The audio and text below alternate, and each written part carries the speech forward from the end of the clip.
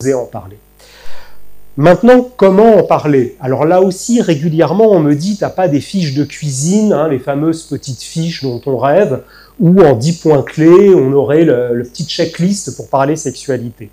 C'est un peu plus compliqué que ça, parce que souvent, on improvise aussi la consultation en fonction de la personne qu'on a en face, mais quand même, quelques petits points de repère pour parler sexualité avec les patientes et les patients. Ce qu'on va appeler l'ABCDE, un petit acronyme fait maison.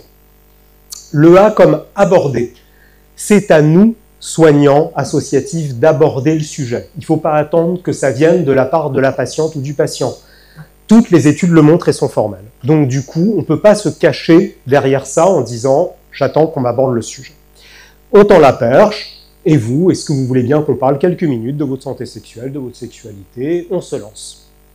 Le B comme biographie, ça signifie qu'on remet la personne dans un contexte. Le monsieur qui avait un problème d'érection, on ne va pas simplement s'intéresser à sa fonction érectile, on va s'intéresser à sa vie affective et sexuelle en général. Alors oui, on ne peut pas passer 2 heures avec lui et le consoler parce qu'il va nous parler de sa rupture d'il y a 3 ans. Mais il faut quand même aller chercher des éléments dans sa biographie, savoir aussi les représentations qu'il a sur la sexualité, y passer un tout petit peu de temps. Le C comme croyance, parce qu'on va largement en reparler pendant ces 3 jours, en sexualité, tout est question de croyance. Mes représentations sur la sexualité ne sont pas les mêmes que celles que vous pouvez avoir. Chacun a les siennes, et en plus, elles ne cessent de bouger avec le temps. Donc, on essaye de comprendre les croyances de la personne en face. Le D comme système D, parce que la sexologie, c'est quand même beaucoup de systèmes D, c'est pas une science exacte. Et puis, on n'a pas non plus tant d'outils que ça, notamment sur le plan thérapeutique médicamenteux. Et c'est plutôt bien, d'ailleurs. On aura là aussi, j'espère, l'occasion d'en discuter. Donc, du coup, on essaye de trouver de l'information, des choses, des astuces sur mesure pour aider la personne. On fait preuve d'agilité, d'inventivité. Et le E comme estime de soi, parce qu'il y a toujours un problème d'estime de soi derrière un problème sexuel. Je ne vais pas développer, je crois que c'est assez intuitif.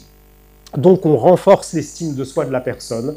Et moi, souvent, je dis à mes patients, je vous remercie et je vous félicite de m'avoir confié ça, merci. Et des fois, je dis même, et je le pense vraiment, je ne sais pas si j'aurai le courage d'aller voir un sexologue personnellement. Donc, vraiment, chapeau d'avoir fait cette démarche. ABCDE. Une autre façon de le dire, de façon un peu différente, parce que je suis un peu taquin sur les acronymes. Donc, du coup, le P comme premier mot, ça veut dire qu'on écoute beaucoup les premiers mots de la personne. Et souvent, dans les premiers mots, il y a un début de réponse. Donc, il ne faut pas hésiter à noter les premiers mots.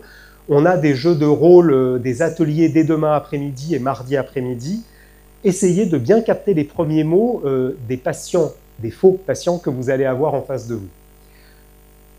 Le E comme explorer et le N comme nommer, reformuler.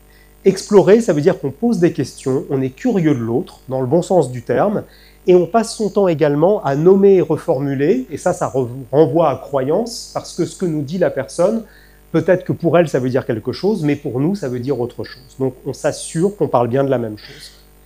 Le I comme information, parce que vous êtes toutes et tous détenteurs de tas d'informations en santé sexuelle déjà, et qu'il faut les passer, ces informations. Des choses qui peuvent nous sembler très basiques, mais la personne en face, dites-vous qu'elle ne les connaît pas forcément. Le niveau de culture sexuelle, dans tous les pays, il est très faible. Et le S comme souffrance associée, ce qui va évidemment être notre étoile du Nord, la chose qui va nous guider en permanence, c'est est-ce que la personne souffre et comment je peux soulager cette souffrance. Et ça fait l'acronyme pénis. C'est pas très drôle, mais je trouvais ça marrant, donc voilà.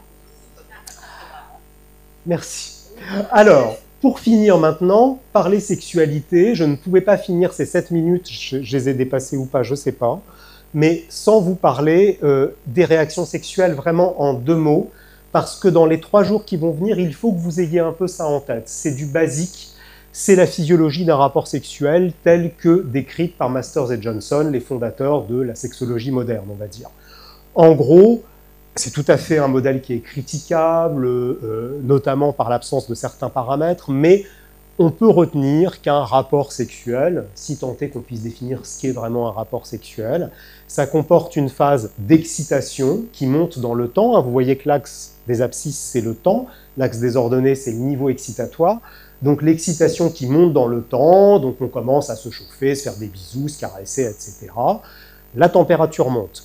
Puis, il y a une activité sexuelle qui peut être concomitante d'une pénétration ou pas, ce qu'on va appeler la phase de plateau, donc P comme plateau. Puis, ce qu'on appelle parfois le point culminant du plaisir, ce que je me permets de remettre en cause parce que ce n'est pas forcément le moment où le plaisir culmine, il peut culminer ailleurs, c'est l'orgasme, donc le haut d'orgasme, et le R comme la phase réfractaire ou la résolution, donc le retour au repos, le retour au calme, avec notamment chez les hommes cette phase qui empêche d'avoir une érection pendant un certain temps qui est variable d'ailleurs souvent avec l'âge. Plus on avance en âge, plus cette phase réfractaire physiologiquement est plus longue chez un homme. Alors vous voyez que sur ces courbes, on a les hommes en bleu, les femmes en rose, qui là aussi est très critiquable de distinguer ces deux sexes et ces codes coloriels.